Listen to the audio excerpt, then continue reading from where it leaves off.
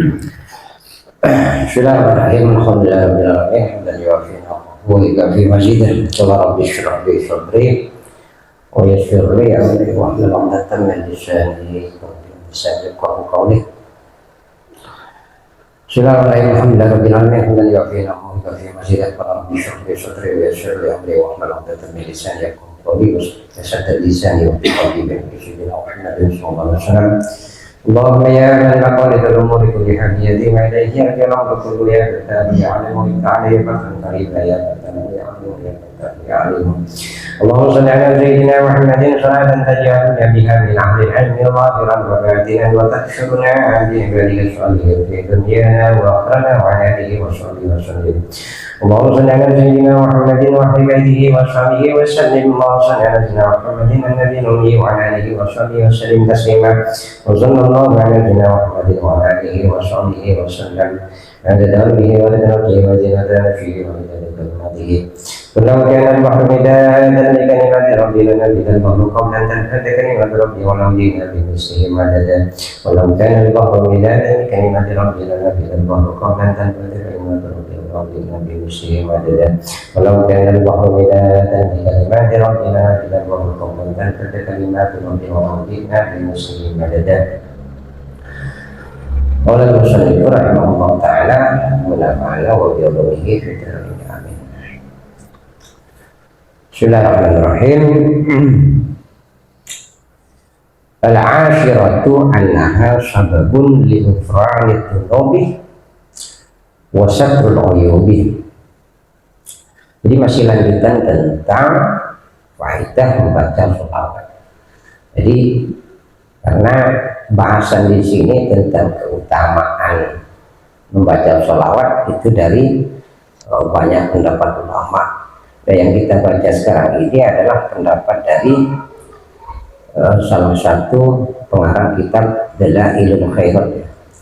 Dalailul Khairat itu ditulis oleh Sayyid Muhammad bin Sulaiman Al-Jazuli. Jadi Dalailul Khairat. Jadi bapak-bapak kan tidak ijazah Dalailul Khairat ya. Tidak ada ijazah Dalailul Khairat. Dalailul Khairat itu tepatnya kurang lebih kitab ini tepat. Jadi wiridannya itu ada, setiap hari itu wiridannya ada. Bapak-bapak sudah baca sholawat ululas nih, ada sholawat mungkin sudah hafal.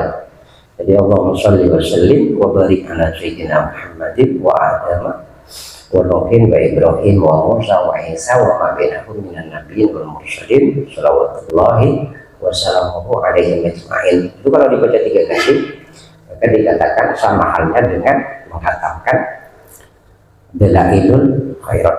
Dalailul Khairat. Jadi itu kata pengarangnya, muallifnya gitu. Jadi kalau mengamalkan sholawat itu. Nah di sini yang ke-10 tentang faedah membaca sholawat itu adalah dikatakan annaha sababun li ghufranidz dzunubi. Sholawat itu menjadi sebab terampuninya dosa-dosa. Jadi bukan hanya satu. Jadi mu'allif di sini menggunakan kata dzunub jamak dari dzanbun.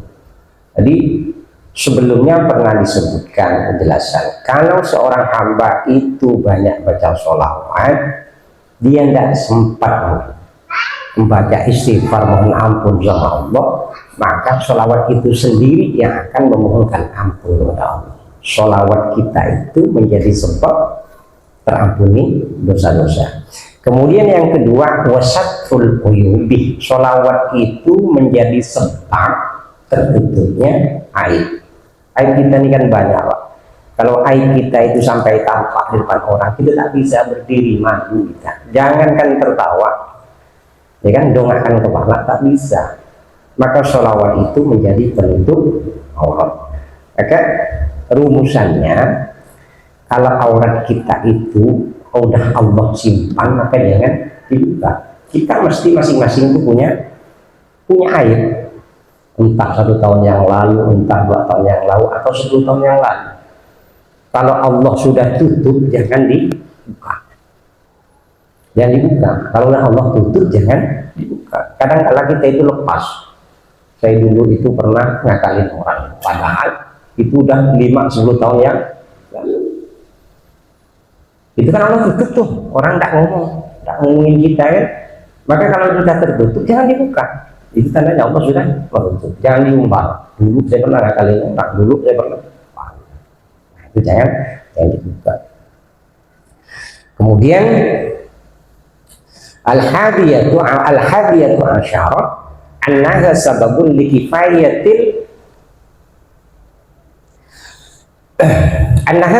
likifayatil abdi ma'ahammahu. Sholawat itu sesungguhnya adalah sebab untuk tercukupinya apa-apa yang diinginkan oleh seorang hamba.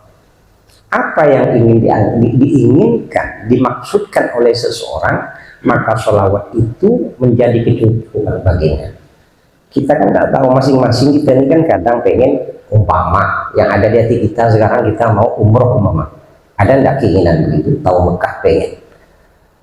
Maka kalau Allah meyakini ini sababun likifayatil abdi ma'ahamahu, perbanyak sholawat. Buktikan dalam jangka 1 tahun. Tapi jangan ngambil 10 lah Pak, jangan ngambil 100 lah, jangan ngambil 1000. Ayo, ucapkan lagi, kuatkan lagi. Apa yang ada di keinginan Anda, hati Anda, silakan, tidak apa-apa. Perbanyak selama itu tidak menyalahi syariat. Sholawatnya diperbanyak. Allah itu tidak akan melupakan. As-saniyata asyara annaha sababun liqurbil abdi minhu sallallahu alaihi wasallam. Sholawat itu menjadi sebab dekatnya seorang hamba yang membaca sholawat itu kepada baginda Rasulullah SAW. Orang itu kalau sudah sering membaca sallallahu ala Muhammad, sallallahu ala Muhammad, baca sallallahu ala Muhammad, sallallahu ala Muhammad, geser. Lagi saya bilang tahu sejuk Pak Haji, agak ke depan Pak Haji, tambah sejuk nanti. Kaki kopi, kaki kopi. Nah, jadi dikatakan di sini as-saniyata asyarah annaha sababun liqurbil abdi minhu sallallahu alaihi wasallam. Sholawat itu menjadi sebab kedekatan seorang hamba kepada baginda Rasul. Karena semakin dekat orang itu kepada baginda Rasul, maka semakin banyak baca sholawat. Logikanya semakin banyak dia menyebut Rasulullah, otomatis orang itu banyak baca sholawat. Ketika nama Rasul itu sering disebut, maka otomatis semakin dekat dengan baginda Rasul. Man ahabba syai'an aktsara dzikruhu. Itu rumusnya. Barang siapa mencintai seseorang, maka dia banyak menyebut seseorang itu. Gitu. Kalau bapak-bapak rindu kepada Rasulullah, kata cuman dari lisan, tetapi tidak meneteskan air mata, belum rindu. Sekali-sekali dites tengah malam, sekali-kali dites di tempat keramaian, baca sholawat, Allahumma sholli ala Muhammad atau sallallahu alaihi. Katakan dalam hati rindu kepada Rasulullah. Kalau kerinduan Anda sampai menggeruk di dalam hati tanpa terasa menetes air mata, itu tandanya ada bau hubbunnya luar biasa sudah. Tapi kalau belum meneteskan air mata, belum. Sekali-sekali dicoba. Betul. Nah, itu kerinduan kepada Rasulullah. Kalau air mata itu sudah menetes, biarkan dia menetes, jangan ditahan. Larutkan di dalam tangis itu. Sama dengan Allah, suatu saat ada kerinduan sama Allah atau ada ketakutan khusyuk kepada Allah, tengah malam Anda menangis karena ingat dosa-dosa, takut pada Allah, larutkan dalam tangisan itu. Nah. Kemudian as-salisatu asyara annaha taqumu maqamas sholati. Sholawat itu, kata pengarang Dalailul Khairat yang ke-11, menempati maqam sholat. Artinya sama dengan bersedekah. Tak bersedekah setahun, tapi sering baca sholawat. Maka sholawat itu menempati sedekah. Ar-rabi'ata asyarah annaha sababun liqada'il hawaijih. Yang ke-14, sholawat itu menjadi sebab terpenuhinya kebutuhan-kebutuhan. Maka sebelumnya tentang hadis, Baginda Rasul pernah mengatakan kalau orang itu baca sholawat itu memenuhi hajat 100. Seorang hamba baca 1 saja sholawat, maka akan dipenuhi 100 keperluan hajat. 30 diberikan di dunia, 70 nanti di akhirat. Mengapa 70 itu lebih besar di akhirat? Karena kebutuhan seseorang di akhirat itu lebih besar daripada kebutuhan di dunia. Kita dalam perut, paling ibu kita perlu menjaga diurut kan, perlu vitamin ya kan, perlu vitamin, ibunya diurut, takut nyongsang ya Pak. Ibunya tidak boleh ngangkat kuat-kuat. Ketika lahir maka di dunia itu kebutuhannya lebih banyak enggak? Lebih banyak, lebih banyak. Nanti kalau di kuburan lebih banyak kebutuhannya, lebih banyak lagi. Di akhirat lebih banyak lagi, lebih banyak lagi. Mungkin logikanya. Dan di antara fase-fase itu pasti lebih indah seterusnya. Jadi kalau sekarang ini kita ini kan sudah indah hidup dunia. Coba suruh balik lagi ke dalam perut, mau Pak RT? Tak mau. Emak lihat dah mau kau ini udah besar mau kayak gitu. Ya kan? Perut kita, kata kita dalam perut itu sudah indah di dalam. Di dunia lebih indah, nanti di barzah lebih indah lagi enggak? Lebih indah. Buktinya gimana? Tak ada yang balik. Ada yang balik? Ada, gitu kan? Nah nanti di akhirat lebih indah lagi Pak. Dan begitu. Lah kebutuhan kita di akhirat itu lebih banyak. Begitu butuh baca Fatihah kita kan baca sekali. Pas sehari semalam kita surat 5 kali, Bismillah kita sering baca. Kalau bisa umpamanya kita Yasin itu malam 1, siang 1. Selain ikuti amalan Baginda Rasul, diantaranya amalan besok di akhirat. Persiapkan diri kita Pak.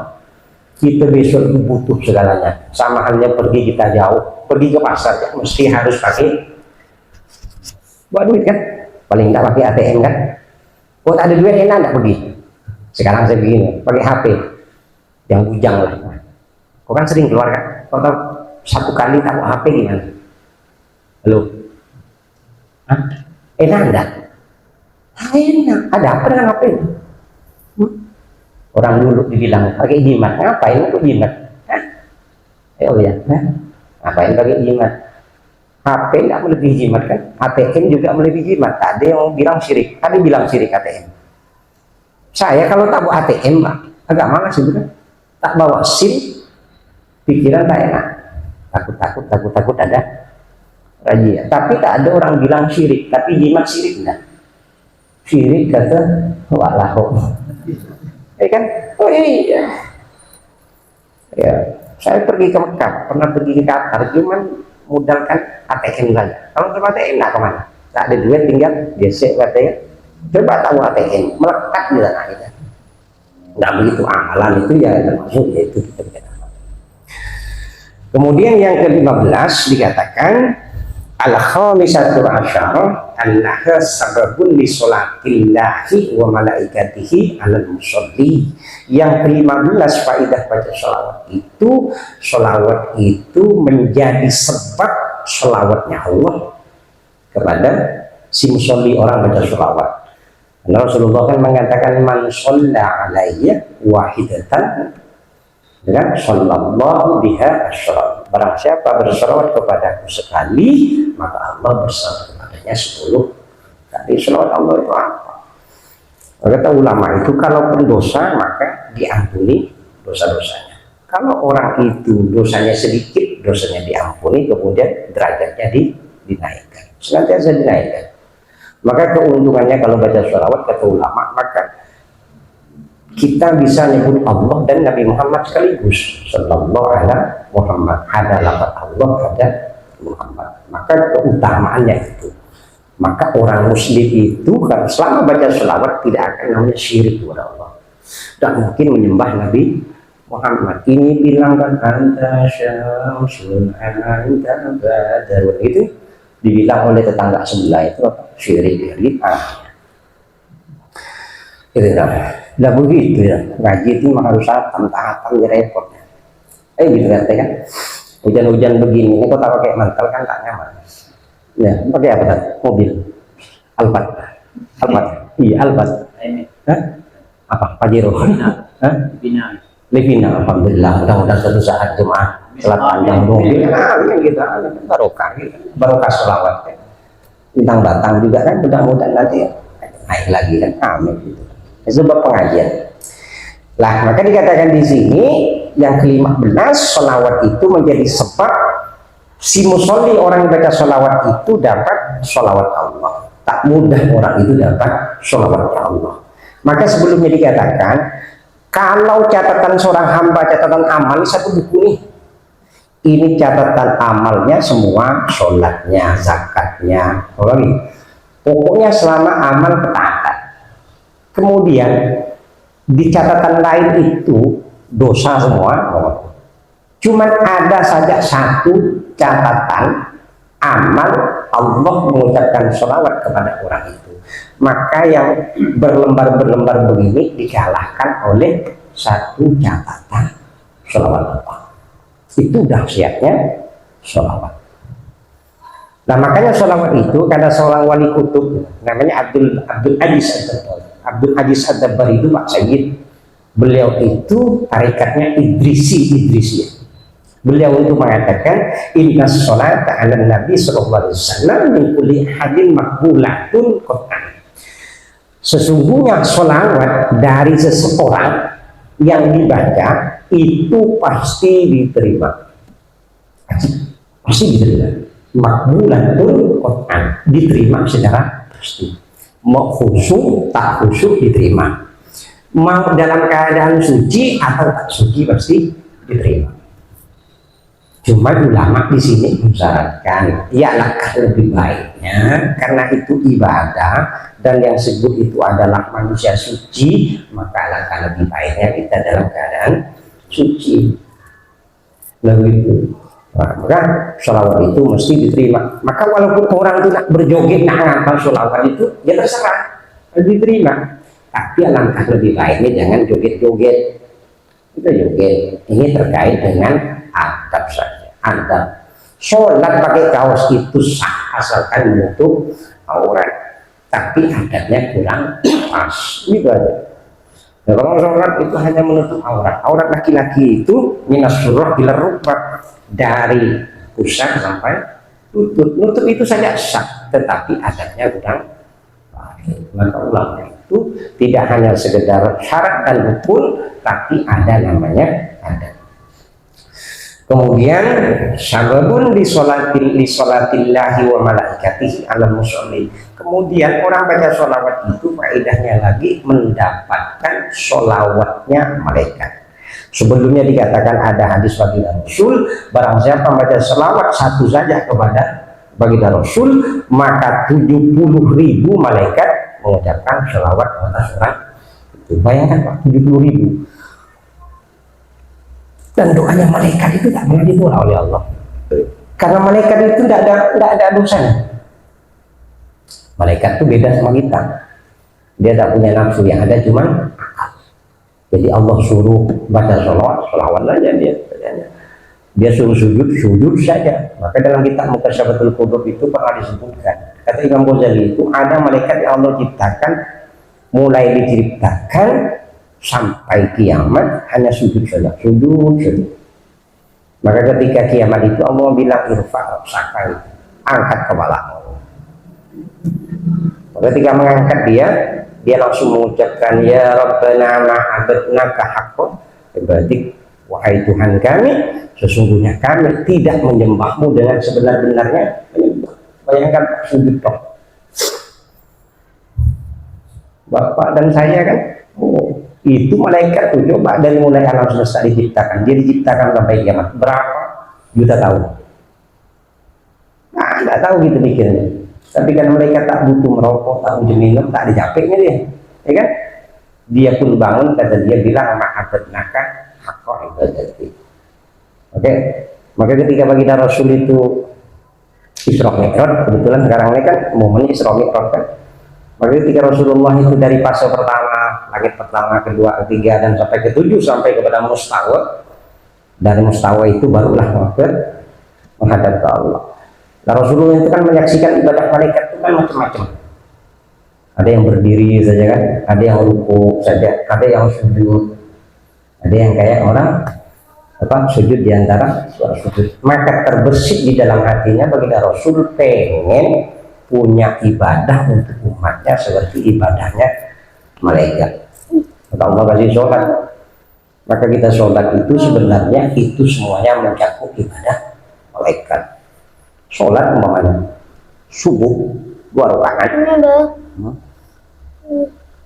ya 2 rakaat itu seperti ibadahnya malaikat. Maka kata baginda Rasul itu dikatakan awal maju hasabu yaumil qiyamah sholat.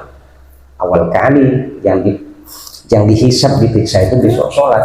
Kaidah sholat sahih amalihi. Kalau sholatnya bagus seluruhnya bagus. Mengapa begitu Pak? Logikanya kata Allah itu kan a'udzubillahi minasyaitonir rajim inna sholata tanha 'anil fahsya wal munkar. Sholat itu mencegah perbuatan fahsya, keji, wal munkar dan munkar. Kita nih di kehidupan sehari-hari ngakalin orang umpamanya, berarti sholatnya dipertanyakan. Sholat kita ini duhur subuh, tapi nanti jam 7 udah ngakalin orang. Berarti sholatnya itu kualitasnya sampai jam 7 bisa menahan dirinya dari mungkar. Dari duhur, dari subuh ke duhur ke asar maghrib isya. Sholat itu sebagai benteng kita biar nggak macam-macam gitu. Semakin banyak macam-macam orang itu berarti sholatnya tak banyak sebagai benteng untuk diri. Sadisata asyara annaha sababu zakatil musalli wa taharati lahu. Yang ke-16, sholawat itu menjadi sebab bersihnya orang yang bersholawat dan menjadi kesucian baginya. Jadi kita ini kan kotor, Pak. Ada secara zahiri, ada secara maknawi. Secara zahir kita itu kalau sudah mandi bersih nggak? Bersih. Secara zahir kita kalau kotor mandi bersih nggak? Bersih. Ada kotor maknawi lagi namanya. Kotor maknawi itu kotor yang tidak tampak, tetapi gejalanya tampak. Bendanya tidak nampak, tapi gejalanya nampak. Kira-kira begini saya tanya, kalau ada orang benci kepada orang lain, ketahuan enggak? Lalu ada si A benci pada si B, ketahuan apa tidak? Ketahuan. Pertama dari sikapnya, yang kedua dari omongannya kalau mereka berjumpa. Atau kalau diomongkan si B di depan si A, ada reaksi lain. Makanya kalau ada hasud dalam hati. Kemudian kalau ada ria di dalam hati orang itu, nampak enggak? Nampak. Ujub nampak enggak? Ada sum'ah dan sebagainya. Itu nampak. Ini namanya kotoran maknawi namanya. Lah makanya dikatakan di sini as-sadisata asyara annaha sababu zakatil musalli wa taharatuhu. Sholawat itu menjadi sebab bersihnya orang yang bersolawat dan menjadi kesucian baginya. Kalau di hati kita ini banyak, nah sebentar-sebentar pengen diketahui oleh orang, sebentar-bentar pengen amalan kita biar dilihat oleh orang lain, itu tanpa sadar kotoran kita. Gimana caranya? Ya banyak baca sholawat. Maka sholawat itu rata-rata. Nah, Imam Abul Hasan Asy'adili itu pernah ngasih resep gitu. Kalau bahasa kita resep. Jadi biar kotoran dosa yang telah kita lakukan. Jadi kalau bahasa baginda Rasul itu kan, kalau orang melakukan dosa maka dia akan membentuk satu noktoh, satu titik dalam hati. Sehari ini kita ada berapa banyak dosa yang kita lakukan? Anggap 10, maka ada 10 noda dalam hati. Kalau itu tidak kita kerek, kita bersihkan, bersihnya pakai apa? Maka pakai istighfar. Kalau lupa kita pakai istighfar, ini ampun sama Allah. Gimana? Sudah berhari-hari atau berbulan-bulan, bahkan bertahun-tahun, melekat dah ke benda itu? Melekat, Pak. Berkarat kalau menempel ke besi ya, maka supaya itu tak berkarat, melekat, Maka kata Imam Hasan Al-Jili itu sering-sering baca subhanallah wa bihamdihi subhanallahil azim la ilaha illallah sabbit ilmaha biqalbi wa firli dhanbi wa firli mu'minal mu'minati wa firli alhamdulillahi wa salamun ala ibadihi alladhina asrafa. Ini generasi awal-awal dulu lah. Malam Selasa udah hafal kan? Ya, apalagi yang sebulan sekali belum, ya udah ya udah malam Rabu udah.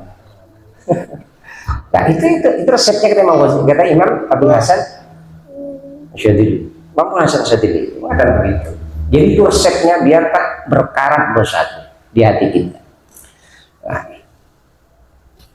kemudian disebutkan lagi as-sabi'atu asyara annaha sababun li tabsyiril 'abdi bil jannati qabla mautihi. Sholawat itu menjadi sebab kebahagiaan seseorang dengan kabar surga sebelum meninggalnya. Orang banyak baca sholawat itu sebelum mati ya, dapat kabar gembira surga.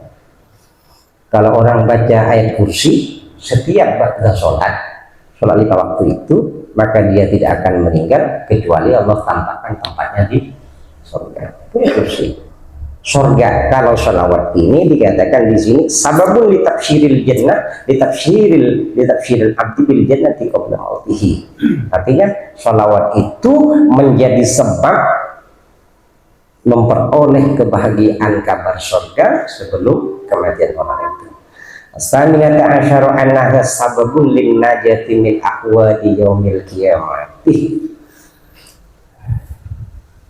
Yang ke-18 dikatakan sholawat itu menjadi sebab keselamatan dari huru-hara hari kiamat.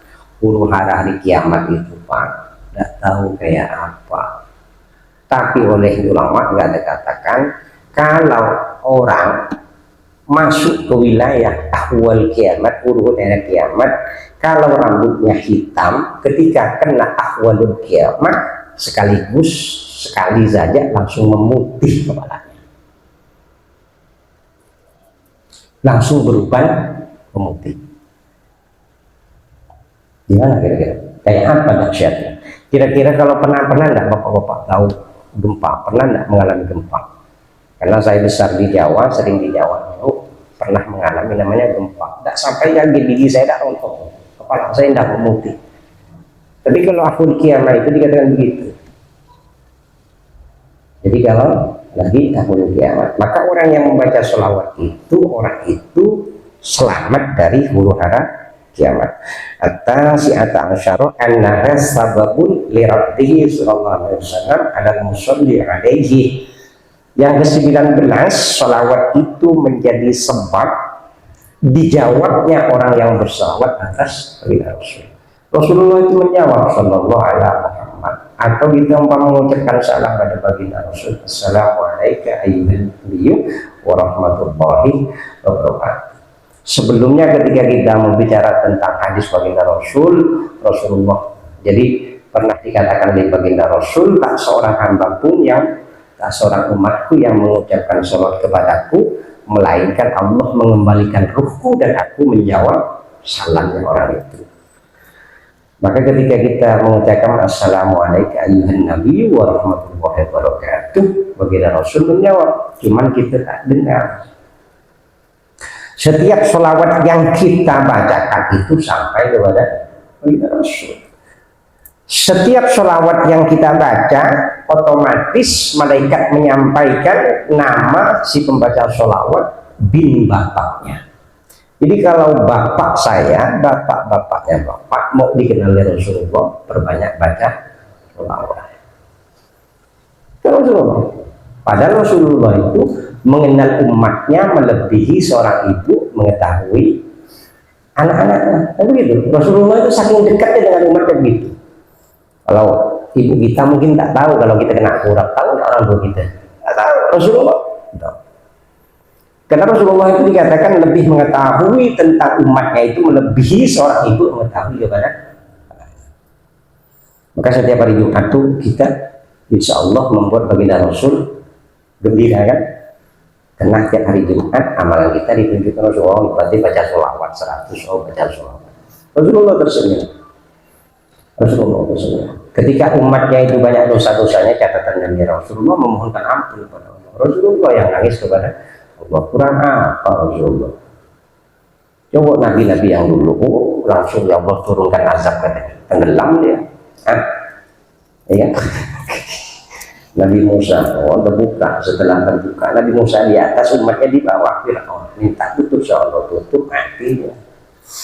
Rasulullah gimana ketika baginda Rasul pergi ke minta pertolongan, bukan minta pertolongan, minta bantuan begitu bahasa.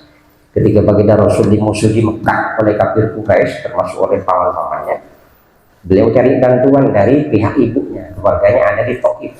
Ketika pergi ke Taif bukan disambut, tapi dilempar pakai batu. Sampai Rasulullah berdarah-darah. Maka saat itu malaikat penjaga salah satu gunung di Taif itu turun menghadap kepada Rasulullah. Ya Rasulullah, jika engkau perintahkan maka akan aku timpakan gunung ini ke penduduk Taif. Apa kata Rasulullah? Jangan, mereka kan karena tak tahu, mungkin nanti keturunannya ya akan menganut agama Islam itu Rasulullah. Coba Nabi terdahulu, udahlah kau hajar dia. Ya. Nah sama kita sekarang mereka tak ikut gitu pengajian kita, ya udahlah mungkin nanti turunannya ikut gitu kan. Ya. Nah, itu bagi Rasul begitu, jangan langsung main hajar gitu. Nah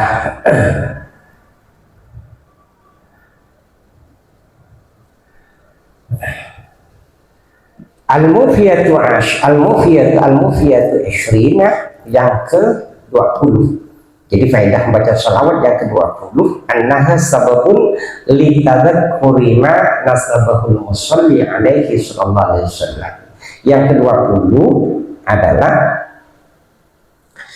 sababun litadzakkuri ma nasabahul musalli alaihi sallallahu alaihi wasallam. Jadi yang ke-20 itu salawat itu menjadi sebab orang itu diingat oleh baginda Rasul. Sebab tadi dia lupa ketika baca sholawat, orang itu sering diingat oleh baginda Rasul. Al-ihda wal ishruna annaha sababun litayyibil majlisi wa alla ya'uda ala ahlihi hasratun yauman qiyamati. Yang ke-21, sholawat itu menjadi sebab wanginya, bagusnya majelis, dan bahwa tidak akan memperoleh kerugian orang yang duduk di majelis itu besok pada hari kiamat. Kita duduk begini Pak, nanti di hari kiamat itu akan dibuka. Maka kalau dalam kitab Tanbihul Ghafilin itu saat orang-orang ini berkumpul, maka nanti dia berkumpul baca zikir atau tidak baca zikir, maka akan dikemas, maka kemudian dicap. Jadi perkumpulan ini dicap, bukan hanya kantor saja ada capnya Pak Pur, enggak, majelis itu ada capnya malaikat kayak apa? Wallahu a'lam, saya nggak tahu. Jadi dicap dengan bitobih, bahasa bitobih. Maka orang itu kadang ada capnya bitobih sholihin, ada bitobih syuhada. Orang itu lalu itu capnya tidak tahu kecuali Allah dan malaikat yang dikasih informasi oleh Allah. Lah majelis begini yang duduk-duduk begini kalau baca sholawat, maka majelis ini besok akan dihamparkan pada hari kiamat dan orang itu tidak akan mengalami namanya kerugian. Maka dianjurkan kalau berdiri duduk baca sholawat. Maka kalau dalam kitab Tanbihul Ghafilin itu disebutkan Rasulullah itu menganjurkan kalau kita mau berdiri, kalau berdiri itu baca wassallallahu ala Muhammadin wa ala alihi wa sahbihi wasallam. Wassallallahu ala Muhammadin wa alihi, begitu. Kemudian Allahumma sholli ala Muhammadin wa alihi. Duduk itu begitu Pak. Jadi kalau mau duduk Allahumma sholli ala Muhammadin wa alihi. Berdiri juga begitu. Maka kalau dalam kitab Tanbihul Ghafilin itu disebutkan karena orang baca ini berdiri atau duduk, maka orang itu akan dijaga, dighibah oleh Allah. Allah ngasih malaikat itu tugasnya menjaga orang itu tidak dighibah oleh orang lain. Jadi kalau kita tak mau dighibah buruk-buruknya kita, namanya ghibah itu adalah menggunjing keburukan orang atau membicarakan keburukan saudaranya sesama muslim. Kalau yang dibicarakannya itu kebagusan-kebagusan, itu bukan namanya riba. Kalau yang dibicarakan itu tak sesuai dengan kenyataan, biwairil waqi' gitu, maka itu namanya buhtan, dusta. Tapi kalau yang dibicarakan baik-baik, itu bukan namanya riba. Kalau tidak mau digibah, maka baca sholawat sebelum duduk atau mau berdiri. Allahumma sholli ala Muhammadin wa alihi wasallim, gitu aja, ya. Doa mau berdiri, doa mau duduk. Allahumma sholli ala Muhammadin wa alihi wasallim, apa ya? Allahumma sholli ala Muhammadin wa alihi wasallim, itu mau berdiri, mau duduk. Nah, bagi saya kalau saya ngajar itu ada tambahannya. Hanya umpamanya Allahumma inni staudatuka ma qara'tuhu fardudhu ilayya inda hajati ilaihi, itu wiridan orang yang mengajar kalau berdiri, kalau udah berdiri. Lebih banyak kadarnya. Nah, begitu, dan lama. Kalau itu tidak perlu dibaca oleh bapak. Tapi kalau selawat boleh dibaca. Maka setiap kita duduk pasti harus baca sholawat biar tidak ada kerugian, mudah-mudahan tidak. Saniyata wal ishruna annaha sababun li nafyil faqri 'anil musalli 'alaihi sallallahu alaihi wasallam. Orang yang membaca sholawat, faedahnya itu sholawat itu menjadi sebab li nafyil faqri, ketiadaan fakir. Orang itu tak fakir, Pak. Fakir itu maknanya butuh, bisa bermakna butuh harta. Orang fakir itu artinya orang butuh. Kalau orang kaya itu masih cari duit, itu namanya fakir. Dibilang orang itu kaya, apa dibilangkan kaya? Namanya kaya. Bisnis anak ini, perumahan punya dia, bangun perumahan di sini, borong jalan dia, di sini hotel dia. Itu bukan kaya, namanya fakir. Apa butuh terus namanya duit. Jadi lebih kaya mana? Yang biasa-biasa aja. Ya, tak sibuk kan, malam tidur enak, kayak bang bapak kan malam tidur enak, kayak gitu juga enak dakwahnya. Maka Allah itu namanya ya Ghani, ya Mughni. Allah itu kan kaya, Mughni, bisa membuat orang kaya. Ya, jadi maka dikatakan di sini annaha sababun linafir faqri 'anil musalli 'alaihi sallallahu alaihi wasallam. Otomatis sederhananya, kalau orang itu mau qanaah dalam hidupnya, mau menerima ketentuan Allah, maka mau tak mau dengan sendirinya banyak-banyak sholawat. Kita saja Pak, tidak noleh pada tetangga itu dah kaya. Kita punya motor, umpamanya motor Supra X, mungkin di sini yang punya Supra X zaman saya ya, tahun 2002.